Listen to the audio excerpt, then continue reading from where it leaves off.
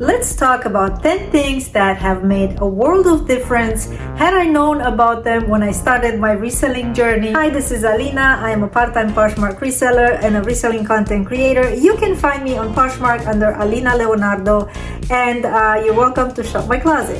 Not only is reselling good for the environment, but it's also good for your wallet. Reselling allows you to make a lot of money from items that you no longer need or want, and instead of letting them collect dust in your closet or storage, you can turn them into big piles of cash. Also, you don't have to limit yourself to clothes only. Poshmark alone allows you to sell a variety of things like makeup, baby clothes and accessories, home decor, pets, accessories, and electronics. When I started reselling on Poshmark, I didn't really know much about it, and it usually takes a lot of time to finesse this kind of thing. So looking back from when I started 2 years ago, there are 10 things that would have made a world of difference had I known about them or had I known how to implement them to help me get my first couple of sales fast and get reselling started the right way. I'm going to start with the first step, your closet name.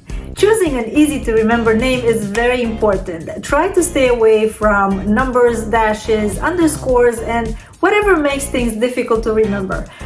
If you create a customer base, and you will, branding and first impressions is something that you want to give a lot of thought to.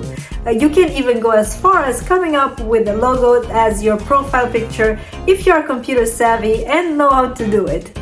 Usually Canva is easy to use for something like that, and you can find basic tutorials here on YouTube. Number 2.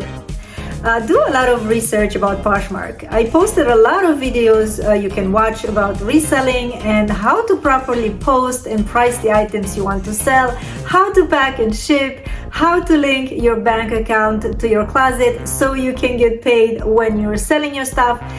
You might want to check back in a couple of days. I will post a new video about packing, shipping, and of course how to get free shipping supplies. Number 3.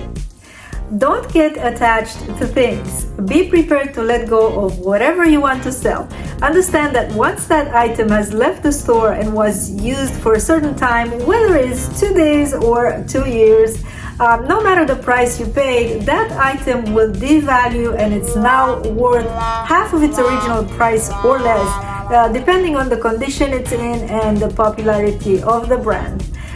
Usually items that are new and have the tags still attached have a better chance to sell faster, but you won't be able to sell it for the full price. So you gotta understand that.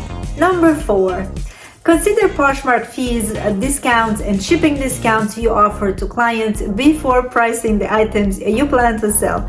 New sellers often make this mistake and underprice their items only to end up with very little profit on a perfectly good item that could have made them 3 to 5 times more. You have to bring a lot of patience into this game, and eventually the right buyer will come along and pay the price you ask, offer a good amount, or accept a reasonable discount offer that you send.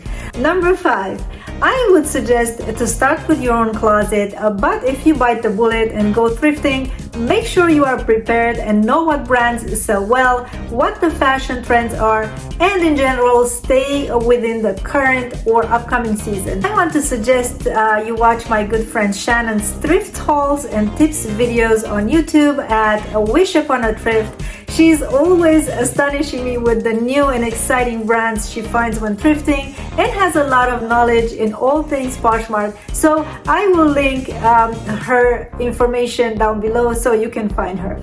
Okay, back to thrifting. Number 6, make sure to set boundaries for yourself, as thrifting can get out of hand really quickly and overwhelm you, your budget, and your space. Number 7, when you pack and ship multiple items, make sure to double and triple check that each item goes to the right customer. I usually write the item name on the printed shipping label to make it easier and not get confused. Also, pack one cell at a time. You don't need to hurry. Making a mistake and sending the wrong things to the wrong customers cost you a lot of time and embarrassment, and sometimes people would not be understanding enough to return the item they got by mistake. Number 8, here is a touchy but very important subject. Once you sold over $600, make sure to start an Excel spreadsheet and document everything you sold in the past and will sell in the future. Basic bookkeeping is advised if you want to do things the right way. You can also get a separate business account, checking account at your local bank to keep your expenses separate. It will be much easier when the tax time approaches. Consult a CPA, but I am pretty sure you can write off a thing or two and pay less taxes. As of this year, Poshmark will send you a 1099-K if you make more than $600 on a reselling site, and you need to declare that to Uncle Sam.